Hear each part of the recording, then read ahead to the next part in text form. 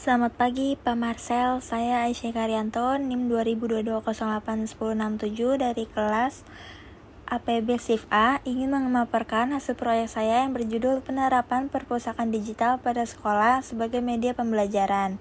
Pertama-tama, latar belakang saya mengambil judul ini ialah ingin membahas tentang perkembangan teknologi informasi yang saat ini telah menjadi sarana penting dalam kehidupan. Segala hal sudah menggunakan perkembangan teknologi, termaksud pengelolaan perpustakaan. Perpustakaan perpustakaan sekolah merupakan salah satu contohnya. Penggunaan teknologi informasi dalam perpustakaan bertujuan untuk memberikan kemudahan akses serta meningkatkan kualitas layanan kepada siswa sebagai pengguna. Siswa dapat mengakses perpustakaan melalui mobile masing-masing. Aktivitas peminjaman buku di perpustakaan juga tidak lagi memakan banyak waktu. Siswa bisa melakukan peminjaman online melalui website dan dengan mudah meminjam serta mengembalikan buku tanpa perlu antri. Saya mengambil judul ini berdasarkan pengamatan saya pada sistem peminjaman buku di perpustakaan sekolah SMAN 87 Jakarta yang masih manual sebagai media ukur proyek saya. Ruang lingkup proyek saya ini fokus pada penerapan penggunaan perpustakaan digital pada sekolah sebagai media pembelajaran.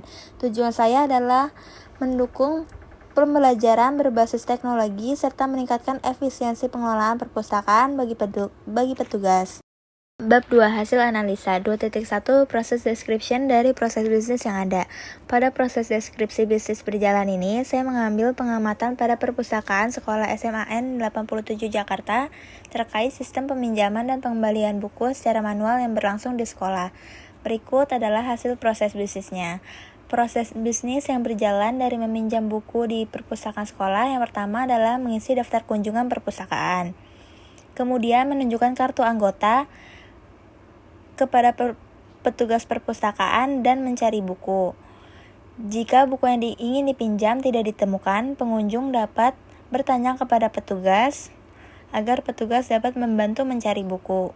Setelah buku ketemu, serahkan buku yang ingin dipinjamkan dan kartu anggota kepada petugas perpustakaan. Petugas perpustakaan menerima kartu anggota dan buku, lalu mendata buku yang ingin dipinjam serta mencatat nama peminjam dan informasi lainnya seperti durasi peminjaman. Setelah proses peminjaman selesai, petugas perpustakaan menyerahkan kembali buku dan kartu anggota pengunjung kepada pengunjung. Pengunjung menerima dan peminjaman berhasil. Lalu di sini ada proses deskripsi bisnis dari pengembalian buku. Proses bisnis berjalan dari pengembalian buku di perpustakaan. Yang pertama ialah mengisi daftar kunjungan. Kemudian menunjukkan kartu anggota dan selanjutnya diterima oleh petugas perpustakaan. Pengunjung menyerahkan buku yang sudah selesai ia pinjam kepada petugas, lalu petugas mendata buku yang dikembalikan. Petugas melakukan pengecekan apakah peminjam terlambat mengembalikan buku. Jika iya, maka petugas akan menghitung dan memberikan denda kepada pengunjung. Jika tidak, maka petugas dapat langsung mengembalikan buku ke rak perpustakaan dan mengembalikan kartu anggota kepada pengunjung.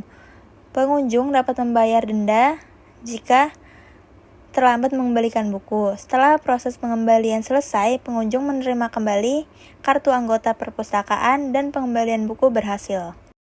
Elisitasi tahap 1 adalah rancangan sistem baru yang diusulkan melalui proses wawancara. Seperti yang dilihat di sini, elisitasi ini dibagi menjadi dua, fungsional dan non-fungsional. Di sini, fungsional analisa kebutuhan sistem saya ada 18.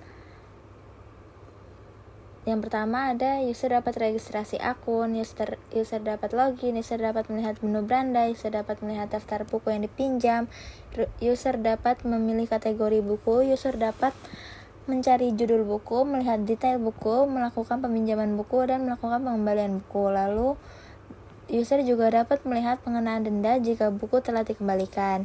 Admin dapat login, dapat melihat daftar member perpustakaan, mengelola data member perpustakaan, menambahkan data dan jumlah buku, menghapus data buku, melihat siapa saja yang meminjam buku, melihat siapa saja yang sudah mengembalikan buku, dan dapat memberikan denda keterlambatan pengembalian buku.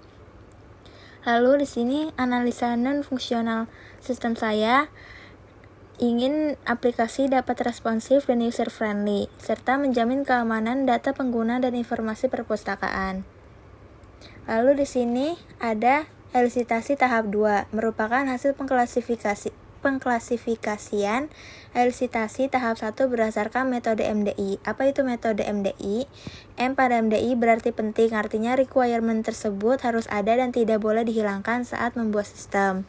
Lalu D berarti requirement tersebut tidak terlalu penting dan boleh dihilangkan, namun jika ada requirement tersebut, sistem akan lebih sempurna. Lalu ada I pada MDI yang berarti requirement tersebut bukanlah bagian sistem yang dibahas, tetapi bagian dari luar sistem. Seperti yang sudah saya buat di sini, saya membuat 18 analisa kebutuhan sistem saya menjadi opsi M dan opsi D, yang berarti opsi M ini penting dan opsi D ini tidak terlalu penting namun dibutuhkan dalam sistem. Seperti user dapat denda jika buku telah dikembalikan, admin dapat melihat member, admin dapat mengelola data member, dan sebagainya. Lalu selanjutnya ada elisitasi tahap 3, merupakan hasil penyusutan elisitasi tahap 2 dengan cara mengeliminasi semua requirement dengan opsi I pada metode MDI. Karena di elisitasi sebelumnya saya tidak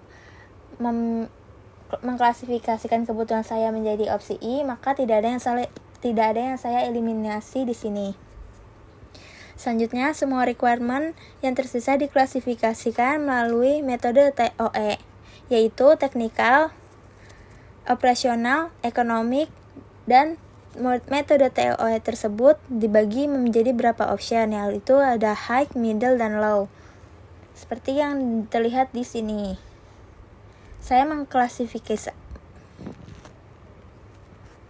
Seperti yang dilihat di sini, saya mengklasifikasikan hampir semua kebutuhan sistem saya ke dalam opsi L. Karena menurut saya ini mudah dikerjakan dari metode TOE, kecuali untuk user mendapat denda, saya klasifikasikan ke opsi M, yaitu mampu dikerjakan.